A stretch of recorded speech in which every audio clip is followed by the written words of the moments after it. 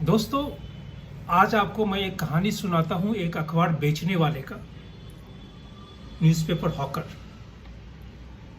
कि हॉकर से ज़िंदगी शुरू करने वाला एक व्यक्ति पटना की सड़क से कलकत्ता की चौरंगी को लांघते दिल्ली के राजपथ और फिर ऑस्ट्रेलिया अमेरिका के अखबारों में रेडियो में कैसे पहुंचता है और फिर अपने उस ऋण को रीपे करने के लिए जहाँ से पटना की सड़कों पे पटना के अखबारों से जहाँ की ज़िंदगी शुरू हुई थी उस अखबार को रीपे कैसे करता है। मैं हूँ शिवनाथ झा। आप मुझे गूगल पे देखें, गूगल पे सर्च करें शिवनाथ झा, आपको मिलेंगे बहुत सारे 1857 1947 जोड़ने से।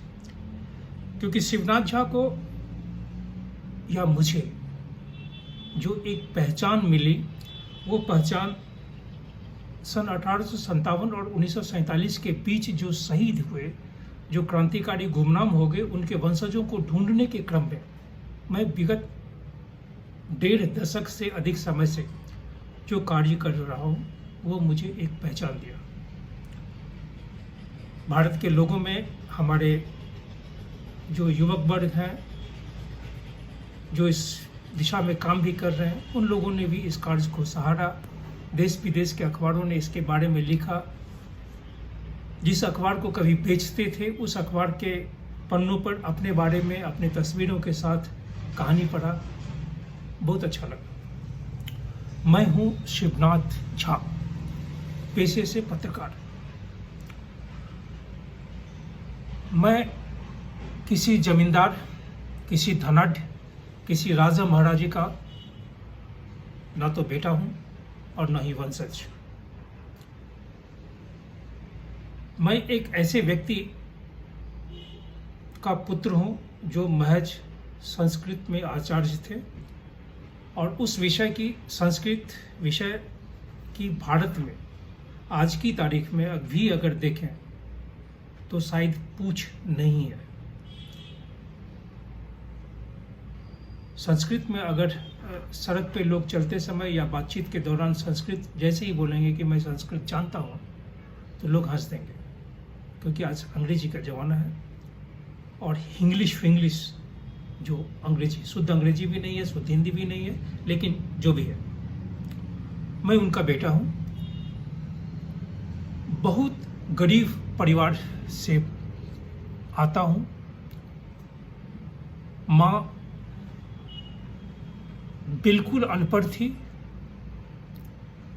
अब नहीं है। गरीबी की पराकाष्ठा उस तक पहुंच गई थी जब महज 14 वर्ष की आयु में मैं पटना से प्रकाशित आर्यावर्त इंडियन नेशन अखबार में नौकरी की शुरुआत किया था। साल था 1975, 18 मार्च। लेकिन उससे पहले अपने पिता के साथ, मेरे पिता पटना के एक प्रकाशक और पुस्तक विक्रेता हैं, नोवेल्टी एंड कंपनी, उस किताब की दुकान में काम करते थे। बंडल बांधते थे, कंधे पे बंडल लेके महेंद्र घाट, पटना जंक्शन या जो उस ज़माने में साधन थे वहाँ तक पहुँचाते थे किताब, ताकि बिहार के अन्य प्रांतों में पुस्तक विक्रेताओं को किताब पहुँचे, स्कूलों में किताब पहुँचे। मैं उसी दुकान में टेनिया की तरह था, छोटा बच्चा, स्कूल की पढ़ाई शुरू भी नहीं हुई थी और किसी के लिए चाय लाना, किसी के लिए पान लाना, किसी को कुछ और ला देना एवं क्रमेण जो छोटा मोटा काम था वो करता था। कोई 2 नया पैसा, कोई 5 नया पैसा ये लोग देते थे। 68 के ज़माने में मैं अपने पिता के बक्से में, मैं पिता के साथ रहता था। उस समय नोवेल्टी बहुत ही छोटे आकार का था, 2 तल्ले मकान था, आज तो 7 तल्ले का मकान है। उसी मकान में पीछे रहता था। नोवेल्टी कंपनी बन रही थी उस समय। तो मैं पिता के बक्से से 5 रुपये की चोरी की,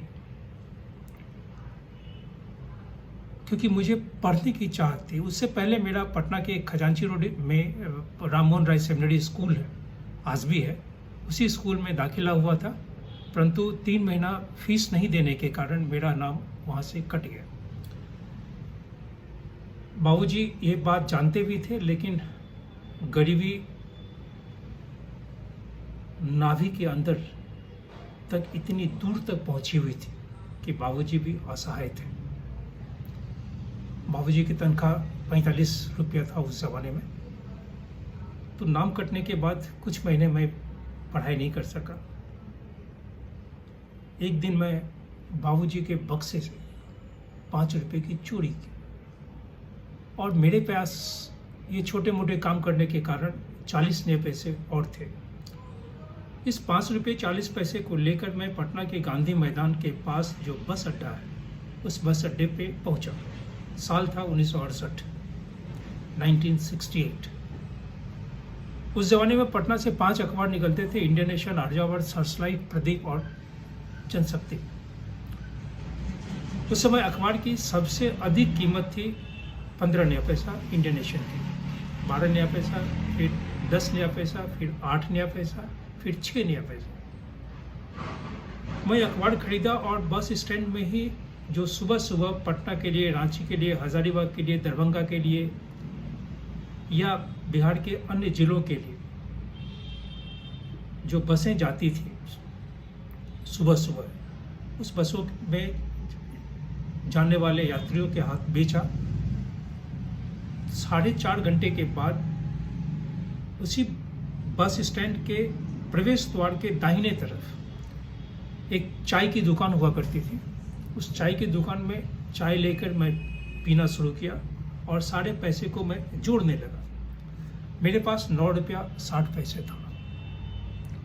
5 रुपये 40 पैसे की यथा योग्य पूंजी से मैं अखबार की दुनिया में प्रवेश लिया, एक अखबार विक्रेता के रूप में।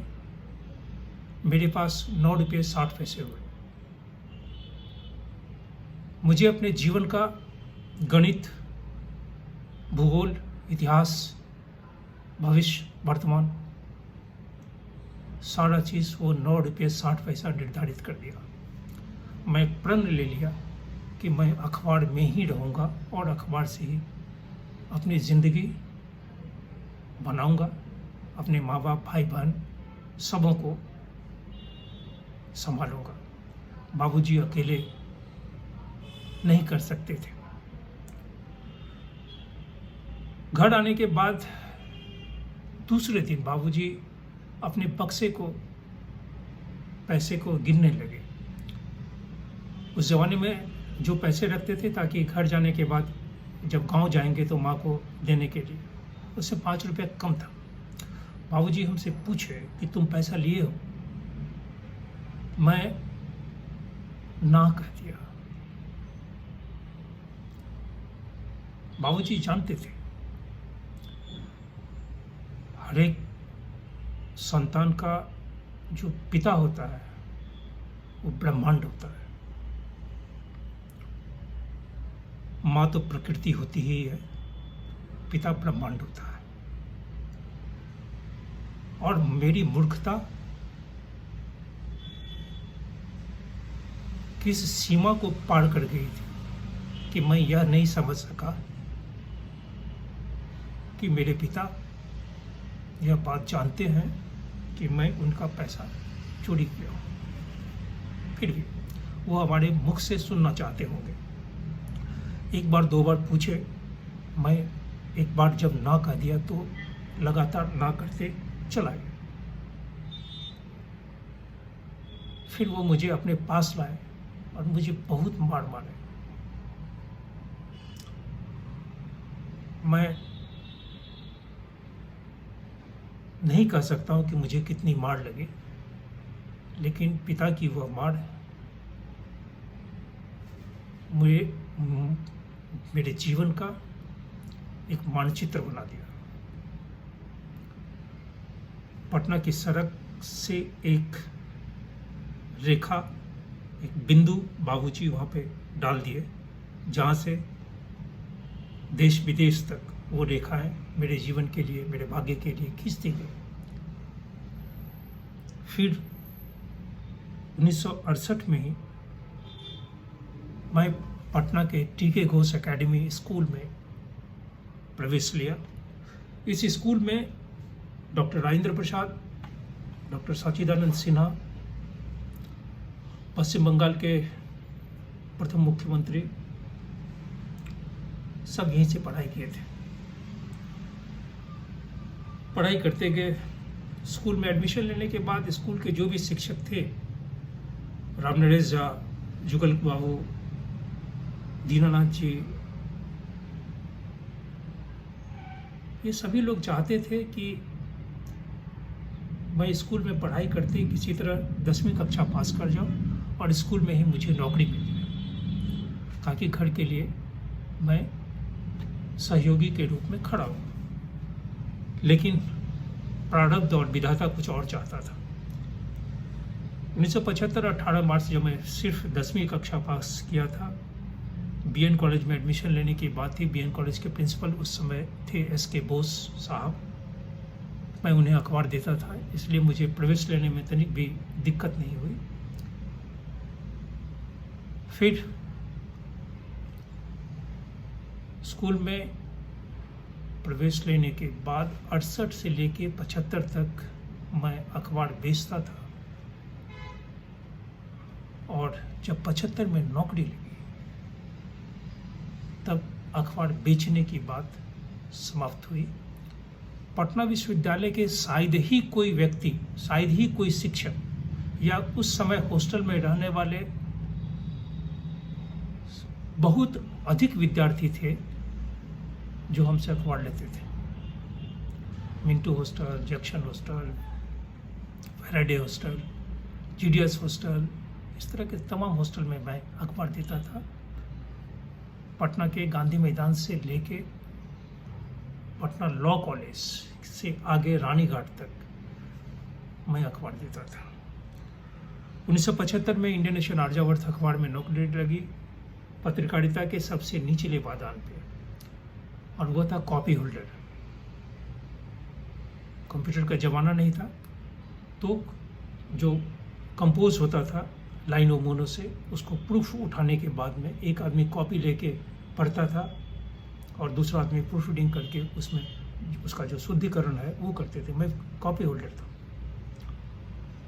फिर इंटरमीडिएट किया पटना यूनिवर्सिटी से, फिर ग्रेजुएशन किया इकोनॉमिक्स ऑनर्स में, फिर एमए किया इकोनॉमिक्स में, और मैं क्रमशः आगे बढ़ता गया।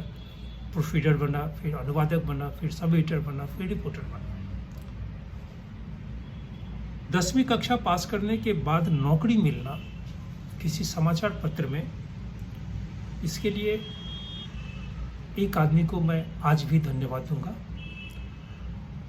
और वो थे उस समय के तत्कालीन जो प्रकाशन समाचार पत्र जो आर्यावर्त इंडियन नेशन के मालिक थे, कुमार सुरेश्वर सिंह। कुमार सुरेश्वर सिंह को मैं धन्यवाद दूंगा कि उन्होंने 14.5 वर्ष की आयु में मुझे नौकरी मिली। लेकिन साथ ही मुझे यह भी लिखाया गया कि कहीं मैं लेबर कोर्ट में जाके एप्लीकेशन नहीं फाइल कर दूं कि मेरा एक्सप्लॉयटेशन हो रहा है, 14.5 साल की उम्र में मुझे नौकरी करनी पड़ रही है, ये मैं लिख के दिया।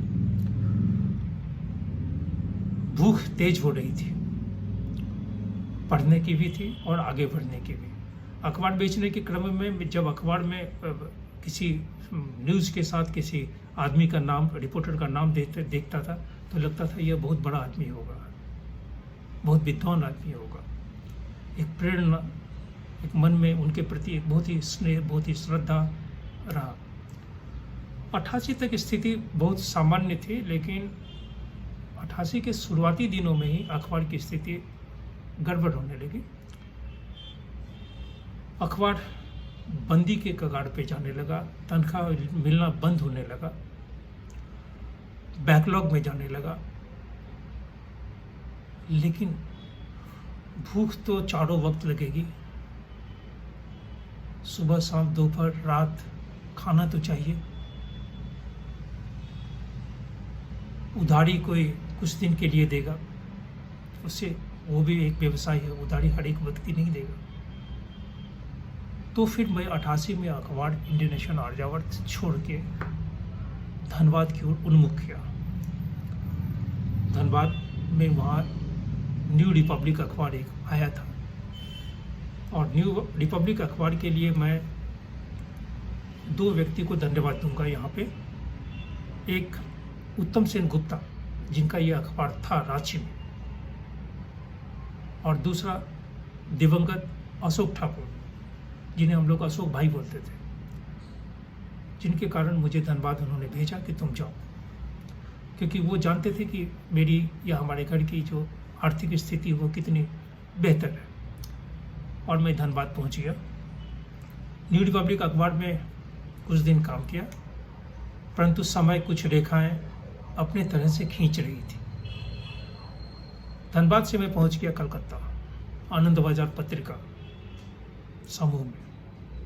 उस समूह में काम करना मेरे जैसे व्यक्ति के लिए सपना था।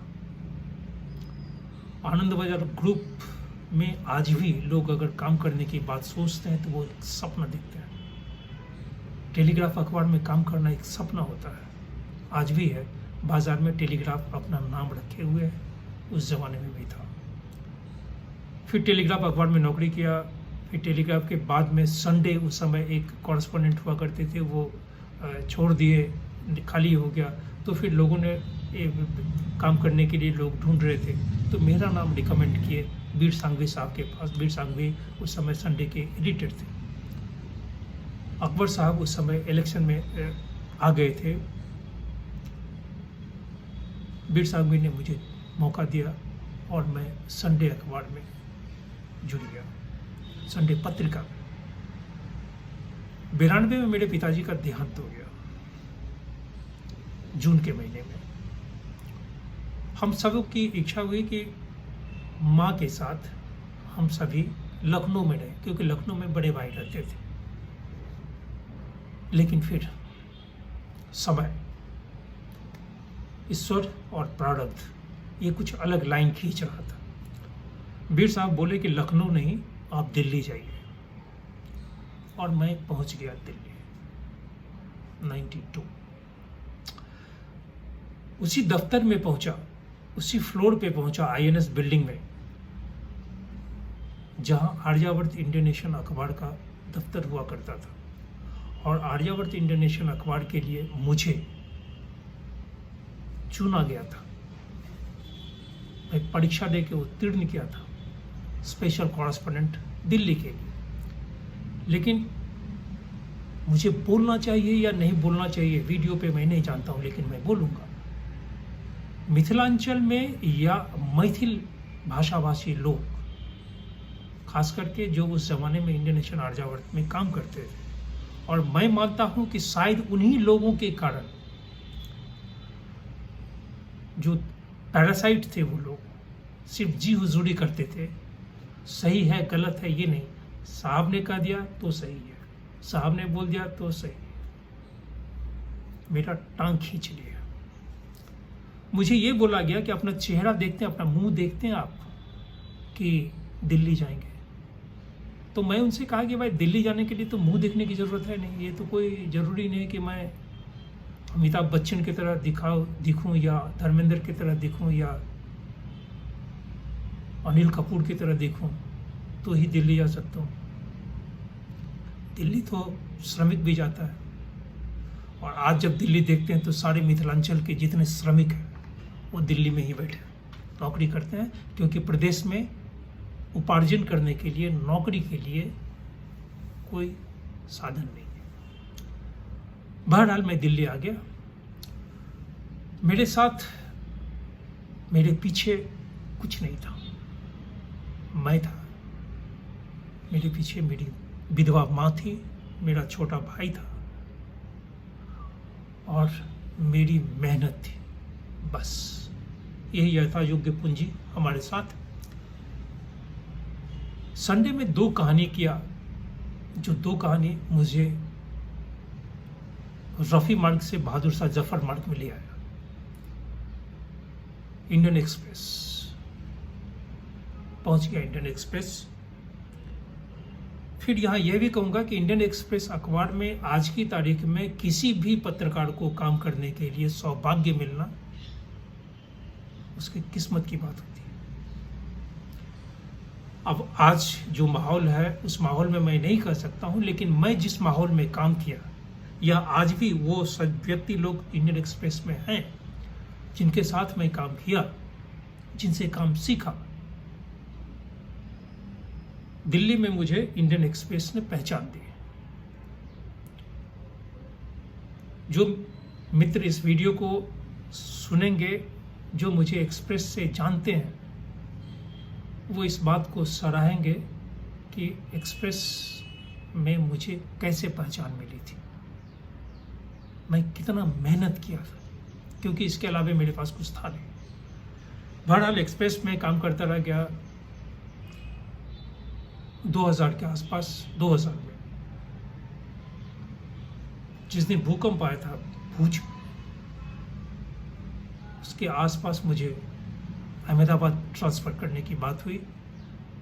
मैं कुछ दिन बाद नौकरी छोड़ दिया, अहमदाबाद गया, लेकिन गया नहीं। फिर स्टेट्समैन आया, 2 साल वहाँ काम किया। फिर एशियन एज में अकबर साहब के पास पहुँच गया,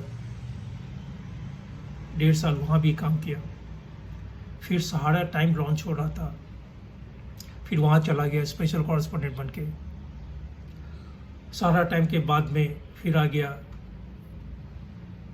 ANI अखबार में, ANI न्यूज़ एजेंसी में, फिर भास्कर में, एवं क्रमेण करते गया। 2002 में जिंदगी की रेखाएं, भाग्य की रेखाएं कुछ दूसरे तरह से मुड़ रही थी और यहाँ से शुरुआत हो गई एक अलग पहचान की, और वो पहचान थी उस्ताद बिस्मिल्लाह खान। बिस्मिल्लाह खान साहब एक रेडियो इंटरव्यू में सरकार से कुछ मदद मांगे थे। उस समय अटल बिहारी वाजपेयी सरकार थे, मुरली मनोहर जोशी बनारस के सांसद थे, उधर सांसद थे अब। तो फिर तत्कालीन जो अखबार है, टेलीविज़न, सभी लोगों ने खान साहब के बारे में कुछ कुछ लिखने लगे। मैं नहीं कर रहा था, ये समय हमसे करवाना शुरू किया, क्योंकि समय क्या करना चाहता था मैं नहीं जानता, लेकिन समय जो चाह रहा था वो मैं करते हुए चला जाना। मैं बिस्मिल्लाह खान के घर पहुंच गया बनारस, बातचीत की शुरुआत की, बनारस घूमा, बनारस को देखा, समझा। बनारस मेरे लिए नई बात नहीं, बनारस मेरे लिए बहुत पुराना था। मेरे पिताजी भी बनारस में बहुत सारी बातें हैं, वो बातें यहाँ नहीं कहूँगा, तंत्र मंत्र की बातें हैं। मैं एक किताब बनाया, मोनोग्राफ ऑन उस्ताद बिस्मिल्लाह खान। इस किताब में बनारस है, शहनाई है, बिस्मिल्लाह खान है, गंगा जमुना है, वो चीज़ मिला के बनाया, और ये सोच के बनाया कि इस किताब से मैं बिस्मिल्लाह खान साहब को जीवन भर के लिए आर्थिक रूप से बाहर निकाल लूँगा। उनको आर्थिक तंगी का मतलब उनको खाने पीने में, मैं ज़िंदगी में जब तक वो जिएंगे तब तक उनको तकलीफ नहीं। इस किताब को बिस्मिल्लाह खान साहब खुद 2006 में अपने जीवन के अंतिम जन्मदिन, वो भी नहीं जानते होंगे, मैं तो जानता ही नहीं था कि शायद ये इनके जीवन का अंतिम जन्मदिन है, लेकिन विधाता तो जरूर जानते थे, अल्लाह जानता था। 21 मार्च 2006 को बिस्मिल्लाह खान का जन्मदिन था, लेकिन 7 मार्च 2006 को बनारस में ब्लास्ट हुआ, संकट मोचन में ब्लास्ट हुआ, काफ़ी लोग मरे, काफ़ी लोग हताहत हुए। तो फिर खान साहब ये बोले कि मैं जिस शहर का मैं जहाँ रहता हूँ, जहाँ अपनी पूरी ज़िंदगी दे दिया हूँ, जहाँ बाबा विश्वनाथ है, जहाँ गंगा है, जहाँ शहनाई है, जहाँ बिस्मिल्लाह खान है, इतने लोगों के मरने के बाद मैं जन्मदिन कैसे मनाऊंगा? बिल्कुल सही बात है। आज तो लोग मरने के बाद काला चश्मा पहन के जाते हैं ताकि आंसू निकले नहीं निकले, लोग देखें नहीं देखें।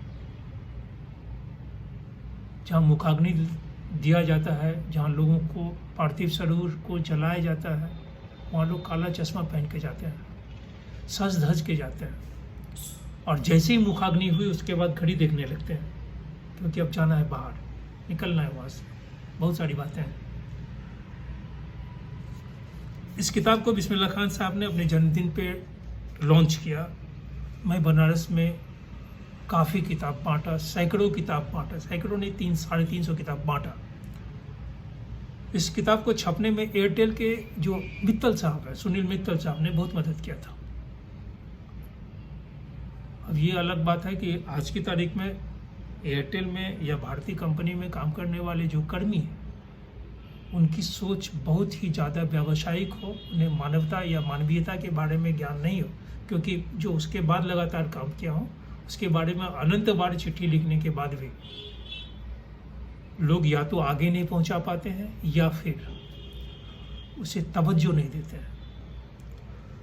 बिस्मिल्लाह खान उस किताब को लॉन्च करते समय मेरी पत्नी का हाथ पकड़ कर कहे कि तुम तो दरभंगा की बहू हो।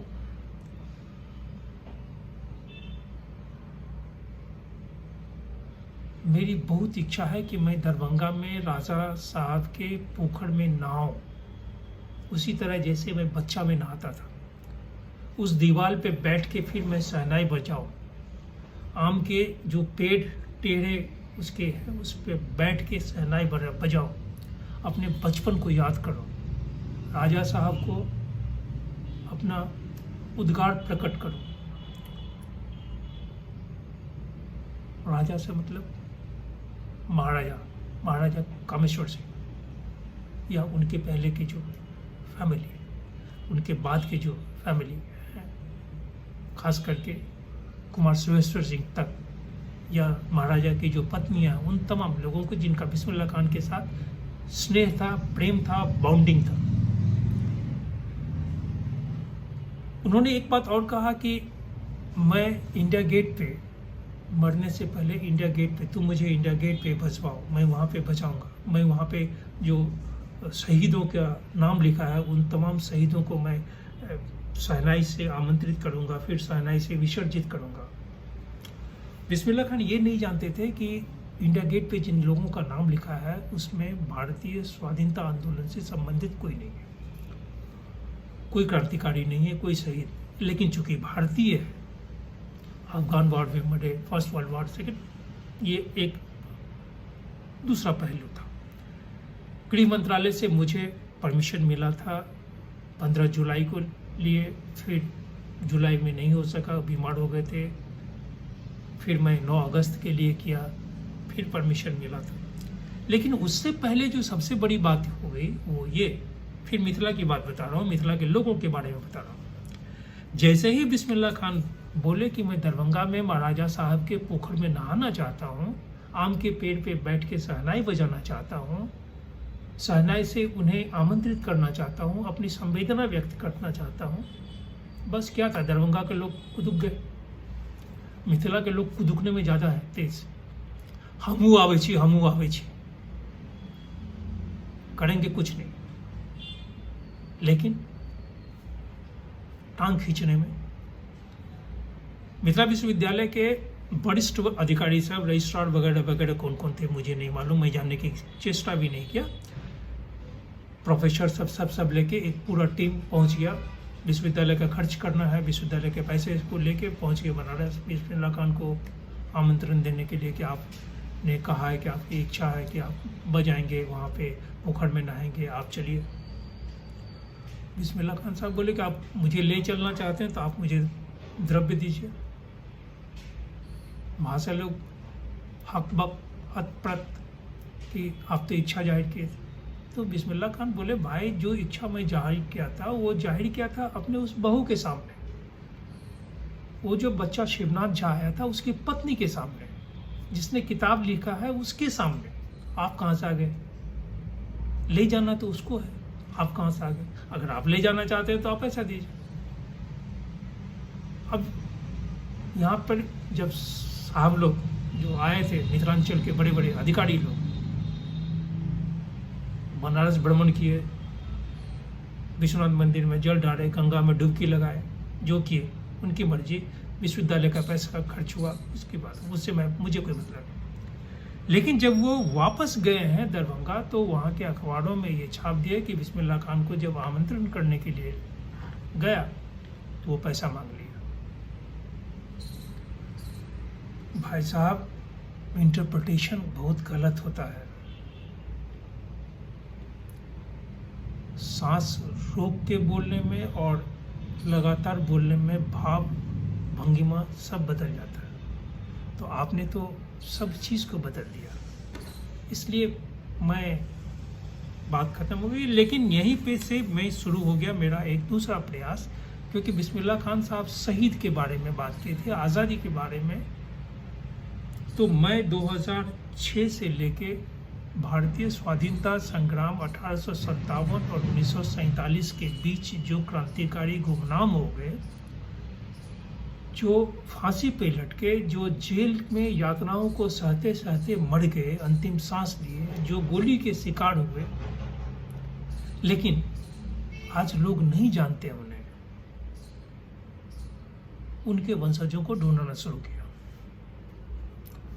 और ये प्रण लिया कि हर एक 2 साल 1 साल पे एक किताब बनाऊंगा, पूरे देश से भीख मांगूंगा, स्पॉन्सरशिप ढूंढूंगा और किताब छाप के जो पैसे इकट्ठे करेंगे किताब बांटूंगा, बेचूंगा नहीं, किसी भी एक किताब को बेचूंगा नहीं।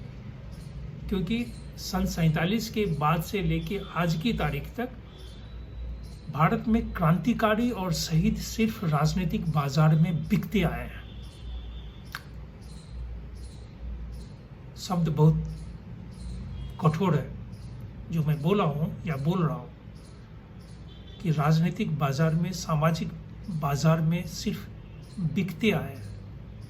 आज़ादी के दिनों में जितने क्रांतिकारी शहीद हुए, जितने मारे गए, शहीद नहीं बोलेंगे क्योंकि सरकार आज़ाद भारत में आज भी किसी भी क्रांतिकारी को जिन्होंने अपने प्राणों को उत्सर्ग किए, 74 साल आज़ादी के बाद भी उन्हें सरकारी तौर पे शहीद नहीं मानते हैं लोग। इतना ही नहीं, 47 के बाद भारत सरकार के रक्षा मंत्रालय में, चाहे आर्मी हो, नेवल हो, या नेवल और एयरफोर्स में नहीं जाऊंगा, लेकिन डिफेंस के बारे में जितने भी हैं, मिलिट्री और पारामिलिट्री फोर्सेस, अगर वो अपने कर्तव्य के दौरान मर जाते हैं, प्राण उनका चला जाता है, तो वो शहीद नहीं है। ये मैं नहीं बोल रहा हूँ, ये भारत सरकार का डॉक्यूमेंट बोल रहा है। अब वो शहीद नहीं है, लेकिन अब शहीद फलाना शहीद हो गया, ढेमकाना शहीद हो गया, क्योंकि उसकी बाजार, राजनीतिक बाजार में वोट बैंक है।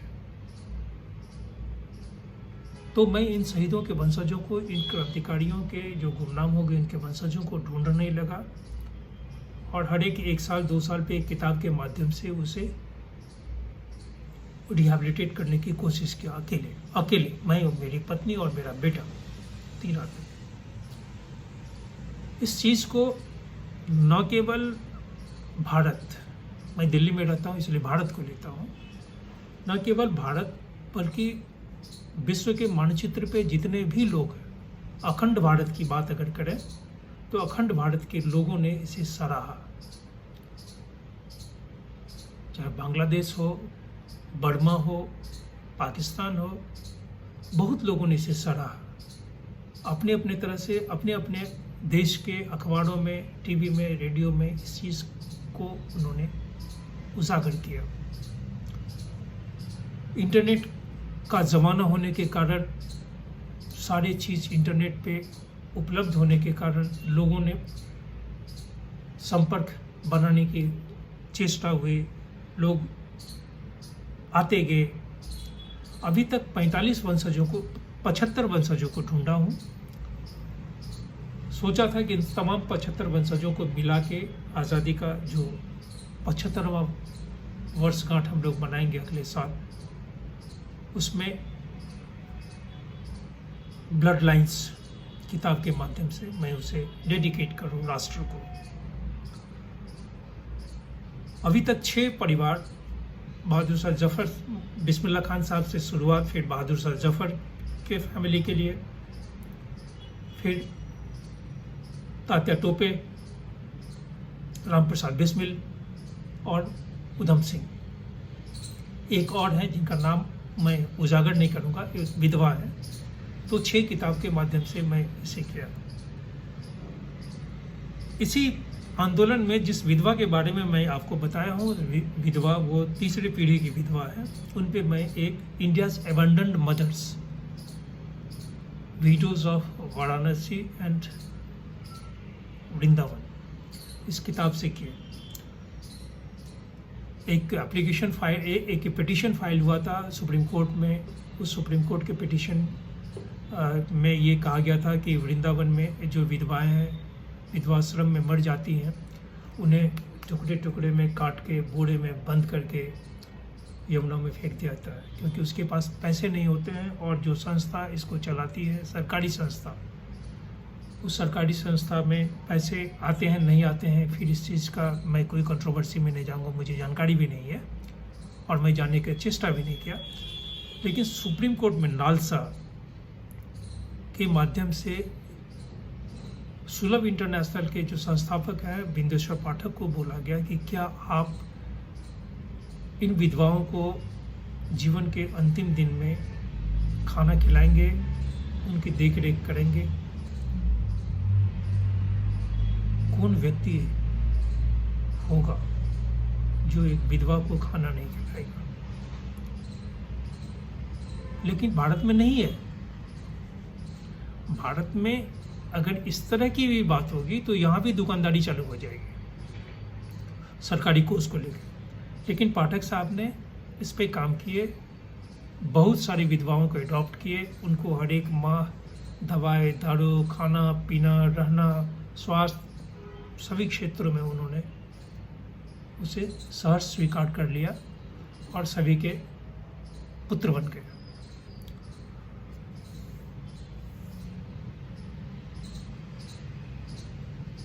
इन तमाम बातों को होने के बाद में ऑस्ट्रेलिया की एक रेडियो है, special broadcasting service, SBS radio का हिंदी सेवा, उसकी जो हिंदी सेवा है, उसमें लोगों ने मुझे कहा कि आप सीरीज एक शुरू करें इन क्रांतिकारियों के वंशजों के बारे में, और इसके अलावा भारत से जो भी संबंधित राजनीतिक समाचार को छोड़ के, क्योंकि मुझे राजनीति में दिलचस्पी भी नहीं थी, मैं ऑफ बीट काम करने में, क्योंकि मेरा बीट डिफरेंट है। मैं CBI IB इन्वेस्टिगेशन में काम किया हूँ थ्रू आउट, आज भी कर रहा हूँ। तो मैं उस पर करीब 4.5 साल तक काम किया। फिर वॉइस ऑफ अमेरिका के उर्दू सर्विस पे करीब 2 घंटे का प्रोग्राम इस पे चला। मेरी माँ पे कहानी चली 1 घंटे की, और ये काम मैं लगातार अभी भी कर रहा हूँ। अब 1975 में जहाँ मैं ज्वाइन किया था इंडियन नेशन आर्यावर्त अखबार में, और आज 2020, 45 साल,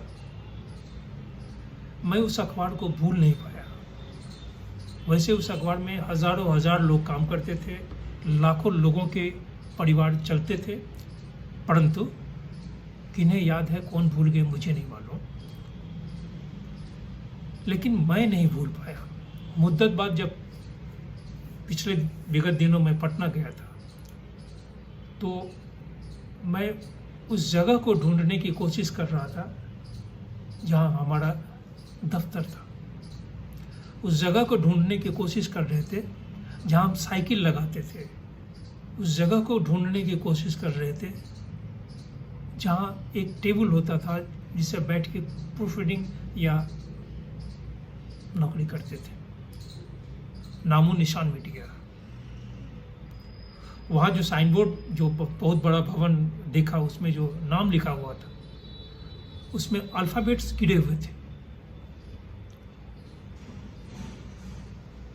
शायद जिस तरह आज उस भवन में नाम में अल्फ़ाबेट्स गिरा हुआ था, सोचा कि शायद 40 साल पहले या जिस ज़माने में मैं इस अखबार को छोड़ा था, जब ये अखबार बंद की कगार पे आया था, तो शुरुआती दिन में भी शायद ऐसा ही रहा होगा कि कुछ छोटी सी गलती, छोटी सी कमी आई होगी जो नज़रअंदाज हो गया होगा, और उस कमी के कारण अंततः बिहार का यह पुराना अखबार, इकलौता अखबार, अपना अखबार बंद हो गया। 1930-31 में इंडियन नेशन शुरू हुआ था और 1940 में आर्यावर्त अखबार। लेकिन 2000 आते आते 60, 70, 80 साल आते आते दम तोड़ दिया। तो मैं कहूँगा कि भारत का एक आम आदमी का जो लाइफ एक्सपेक्टेंसी है वो 80 साल से भी ज़्यादा है। 80 साल से ज़्यादा लोग जीवित हैं, 90 साल, 95 साल, 100 साल के लोग आज जीवित हैं। लेकिन हमारा अखबार, जहाँ से मैं पत्रकारिता शुरू किया था, जहाँ से हमारी ज़िंदगी बदली थी, जिस अखबार के कारण सैकड़ों लोगों के घर में चूल्हे जलते थे,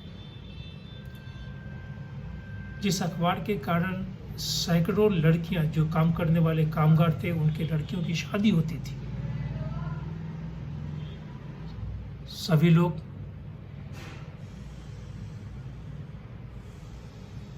हतप्रत हो गए, खत्म हो गए,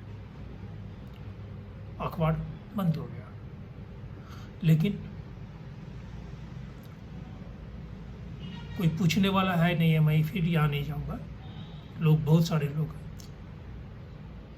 लेकिन उन कर्मचारियों में भी कोई शायद कोशिश नहीं किया कि आज के इंटरनेट के ज़माने में इस अखबार को कैसे जीवित किया जाए। तो मैं सोचा कि मैं सोशल मीडिया पे, फेसबुक पे, बहुत जगह मैं बहुत लोगों को लिखा, मैसेज किया कि आप अपनी एक तस्वीर दीजिए, अपने बाप दादाओं के जो बुज़ुर्ग लोग हैं उन लोगों की तस्वीर दीजिए और आप उन्हें अपने एक श्रद्धा, क्योंकि जो भी 70 साल, 80 साल, 90 साल या 100 साल या उससे पहले के लोग होंगे वो इस अखबार को जानते हैं। वो जीवित हैं या नहीं है मैं नहीं जानता हूँ, अगर नहीं है या हैं फिर भी, तो उन सबों को एक समर्पण स्वरूप इस अखबार को निकाला जाए, इंटरनेट। लेकिन दुर्भाग्य ये है कि इंटरनेट पे हम बम्बार्डिंग करते हैं, खूब लिखते हैं, खूब अपना विचार डालते हैं, लेकिन जैसे ही आप द्रव्य की बात करेंगे, इंटरनेट ही नहीं, आम तौर पे आम जीवन में, तो लोग आपको ज्ञान देने लगेंगे। और मुझे ज्ञान की ज़रूरत नहीं है, मुझे बहुत ज्ञान है, क्योंकि हर एक मेहनत कश जो आदमी है इस विश्व में, इस पृथ्वी पर, उसके पास ज्ञान है, तभी वो मेहनत कश है। तो मैं जब इंटरनेट पे सर्च किया, हम अपने जो मित्र हैं उनको बोला कि मुझे एक वेबसाइट बनाना है, तो वेबसाइट बनाने के लिए आर्यावर्त वेबसाइट नहीं है, कोई लोग चलाते हैं।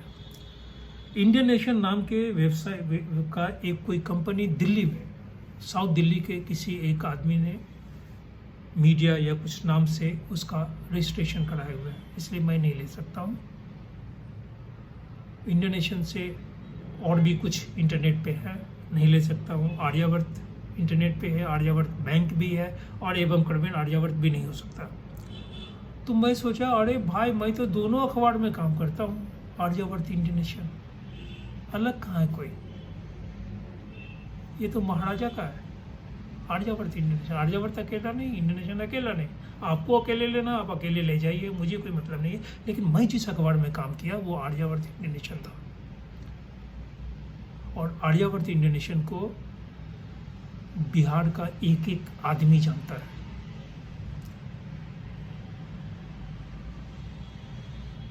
तो मैं एक वेबसाइट बनाया, आर्यावर्त, इंडियन नेशन। इस वेबसाइट को लगभग मैं तैयार कर लिया हूँ। ये वेबसाइट डेडिकेटेड है महाराजा साहब को, महाराजा कामेश्वर सिंह साहब को, उनकी पत्नियों को, महाराजा कामेश्वर सिंह से पहले जो लोग महाराजा थे उन तमाम लोगों को। उससे ज़्यादा डेडिकेटेड है कुमार सुवेश्वर सिंह को, क्योंकि कुमार सुवेश्वर सिंह को डेडिकेट करना, भले उनके समय में ही आके अखबार समाप्त हो गया, लेकिन समाप्त होने का बहुत वजह था। उनके जो चतुर्दिक लोग सब थे वो सब अच्छे लोग नहीं थे। जितनी भी उनके जो साथ में लोग थे वो धनाढ्य हो गए, तो वो धनाढ्य हो गए और हम क्यों ख़त्म हो गए, यही तो बात सोचने की है। ये बहुत बड़ा शोध का विषय है, लेकिन इसको कोई शोध नहीं करेगा। तो डेडिकेटेड है कुमार सुवेश्वर सिंह साहब को, जिन्होंने मुझे पत्रकार बनने के लिए सन 1974 में पास करने के बाद 18 मार्च 1975 को अपने इस प्रतिष्ठित संस्थान में मुझे नौकरी करने के लिए अवसर दिया। क्योंकि अगर ऐसा नहीं हुआ होता तो मैं यानी शिवनाथ झा पत्रकार नहीं बनता। लोग बोलते हैं कि सोना तब के क्या क्या होता है, तो मैं जिस गरीबी को देखा हूँ, जिस तरफ को देखा हूँ, पेट में होने वाले भूख से पेट में होने वाले दर्द को जो महसूस किया हो, वो मैं जानता हूँ, बहुत ही भली भांति लिख सकता हूँ, वेदना और संवेदना दोनों के साथ। तो अगर पत्रकार को संवेदना नहीं है, सिर्फ लिखना जानता है या लिखता है बायलाइन के लिए, तो मैं तो नहीं समझता हूँ कि वो पत्रकार है। लेकिन हम में संवेदना है, इसलिए मैं एक वेबसाइट aryavartindiannation.com ला रहा हूँ। सब चीज़ बहुत जल्दी। फेसबुक पे एक पेज बना हुआ है, ट्विटर पे इसी नाम से पेज है, और अन्य तमाम जगह। मैं इस वीडियो के माध्यम से आप तमाम बिहार के लोगों से अपील करता हूँ कि मन में किसी भी तरह की अगर राजनीति है तो उसे पटना के राजेंद्र प्रसाद घाट, जिसे हम लोग गुलमी घाट जानते हैं, उस गुलमी घाट में दफना दीजिए राजनीति को, और इस वेबसाइट के साथ आइए। लिखिए, सच लिखिए, सच। जनता को बड़गलाइए मत, क्योंकि मैं अखबार का जो विक्रेता हॉकर हूँ, इसलिए जानता हूँ कि एक व्यक्ति जब अखबार खरीदता है तो खरीदने में अगर उस ज़माने में मुझे 2 रुपया 60 पैसा या आज की तारीख में 260 रुपया देता है, तो सबसे बड़ा जज अखबार के बारे में वो पाठक है। इसलिए इस वेबसाइट पे मैं तमाम बिहार के लोगों से, जितने भी 243 विधानसभा क्षेत्र में रहने वाले लोग हैं, करीब 101 सब डिवीज़न या 500 से ज़्यादा ब्लॉक, तमाम लोगों से मैं प्रार्थना करूंगा कि आप इस वेबसाइट पे आए, खूब लिखें। मेरे पास पैसे नहीं है, ये एकदम खुलेआम, न मुझे इस वेबसाइट के पीछे कोई है, न कोई एक नया पैसा का किसी का मदद है। मैं बैंक में अप्लाई किया हूँ, बैंक से लोन ले रहा हूँ, और इस वेबसाइट को मैं चलाऊंगा, आपके घर घर तक पहुंचाऊंगा। आप जितना वक्त सोशल मीडिया पे देते हैं, उस वक्त में से सिर्फ 10 मिनट वक्त हमारी वेबसाइट को दें। आपके मन में जो भी बातें हों वो लिखें, मुझे भेजें, इस वेबसाइट पे प्रकाशित हो। थोड़ा सा वक्त लगेगा, क्योंकि आर्यावर्त इंडियन नेशन ही बिहार का अखबार है। सर्चलाइट प्रदीप अखबार था, लेकिन सर्चलाइट प्रदीप अब हिंदुस्तान और हिंदुस्तान टाइम्स हो गया। ये दिल्ली से गया, उनका भी कंट्रीब्यूशन बहुत है, लेकिन सर्चलाइट प्रदीप का, हिंदुस्तान टाइम्स और हिंदुस्तान का पटना में कोई कंट्रीब्यूशन नहीं है। जहाँ तक लोगों की मानसिकता, मानवता और बहुत तरह का जो इमोशन बॉन्डिंग की बात है, आज का भी नहीं है। आज भी बनारस से पहुँचे हैं। Times of India, Hindustan times of India और नवभारत टाइम्स की तो बात ही छोड़ दीजिए। तो कुल मिला के ये है कि ये तमाम अखबार बनियों का अखबार है, और बनिया मुनाफा चाहता है। आर्यावर्त अखबार बनिया का अखबार कभी नहीं था, मुनाफा नहीं चाहा, इसलिए ये अखबार समाप्त हो गया। लेकिन वेबसाइट समाप्त नहीं होगा। इन 45 वर्षों में जो अनुभव किया हूँ, जो सीखा हूँ, उसे इस तरह ट्रांसलेट करूँगा, इस तरह अनुवाद करूँगा, क्रियान्वयन करूँगा कि आप कल बोलेंगे वाह। इसलिए आप तमाम लोगों से निवेदन है कि इस मुहिम में साथ दें। सही बात जरूर लिखें, अगर कोई गलती है तो आप बताएं, हम उसे शुद्ध करने की कोशिश करेंगे, लेकिन इस प्रयास से जुड़े जरूर। शेष जो ईश्वर चाह रहा है, जो प्रारब्ध है वही होगा, बाकी ईश्वर पे छोड़ दिया हूँ। इसलिए aryavartindonesia.com जरूर याद रखिए, कुछ ही दिन में आपको वेबसाइट पे मिल जाएगा। फेसबुक पे aryavartindonesia.com ही है, आर्यावर्त इंडोनेशियन पटना या जो @आर्यावर्त इंडोनेशियन पटना करेंगे तो आपको दिखाई दे देगा। ट्विटर पे भी आर्यावर्त लिखेंगे तो आ जाएंगे, और जब चारों तरफ नहीं मिले तो फिर शिवनाथ झा ढूंढिएगा तो आ जाएंगे। तो इसलिए हम तमाम मित्रों से, सहकर्मियों से, लोगों से, युवकों से, युवतियों से अनुरोध करेंगे कि इस मुहिम में मेरा साथ दें। शेष नमस्कार।